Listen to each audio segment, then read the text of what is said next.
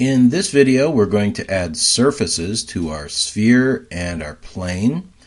And as I had mentioned before, one of the real strengths of Maya is surfacing.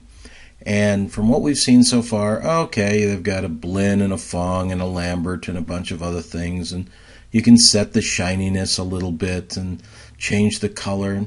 You know, that's all exciting, but that is just the tiniest tip of the iceberg in what you can do in materials and surfacing in Maya. We're going to talk a little bit more about the paths that you can use to get to some of that more extensive power that's available. We're not really going to spend much time in this course worrying about that or diving into any of those. That's going to be a big topic in the next course, but we're just going to give you a look at the door to one of the paths into that here. So let's get started. And we'll right click on the sphere and we'll assign a new material. And we're going to make this something that has shininess and reflection, so we'll make it a Phong. Phong and Blinn are kind of your two big ones on that, so there it is. And it's just this gray, so we'll select our color swatch. Just select our preset red. Okay, that's it. That's fine. Let's do a little work on some of these attributes here. Down in our specular shading, which is our highlight. Specular color, I'm going to set that to a white, so the shininess shows up a little more. And also the reflectivity. By default, it's set at 0.5. I'm going to bump that up to 0.8. Okay, just a little bit of change, not too much. Again, a million parameters here we could set. We'll get to a lot more of those in the next course. But that's it for the sphere. So now we'll deal with the plane. And actually, before we do, we've got this grid here. It doesn't render, but it's kind of in the way, so we'll turn it off. Okay, now we'll set a surface for the plane. So right-click, assign new surface, and we made the sphere a Phong, so let's make this a Blinn. Okay, and now we're going to take our first step into that new world. We're not going to choose a color from the swatch here. Instead, we're going to come all the way over to the right to this little 4-block checkerboard. And if you notice, there are these little 4-block checkerboards in just about all of the parameters in the surfacing world. And that's kind of a peek at the door into some of the extra surfacing power available in Maya. So watch what happens when I click on it. Boom. Okay.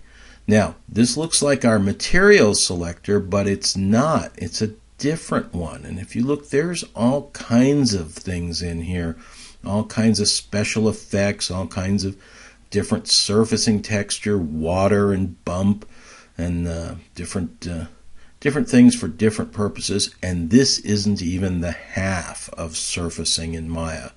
But it's the first step, and one of these here is called checker.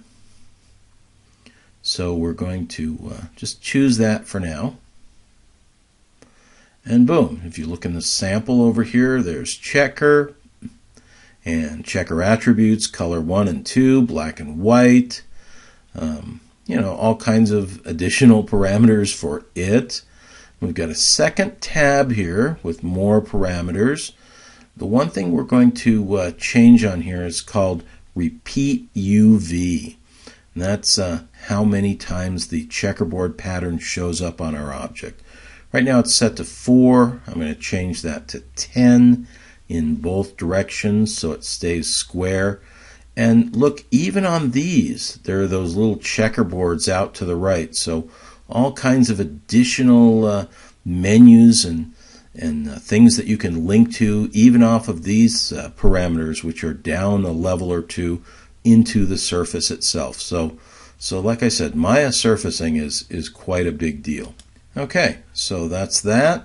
That looks good. Now we still don't see this surface here, and that's because it's not turned on here at the top. So there's this textured button right next to the smooth shaded and wireframe on shaded.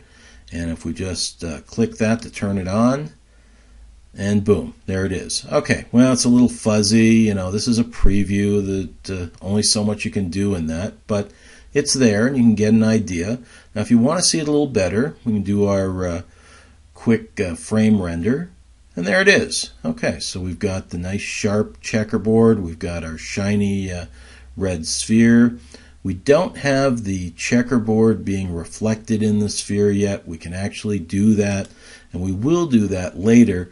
But that kind of thing happens in some of our render parameters that we'll get to in a little bit. But there it is. We put a checkerboard, which is our first little baby step up from just putting a simple surface color and shininess on something. So that's it for now. And we can close this, and we'll see you next time.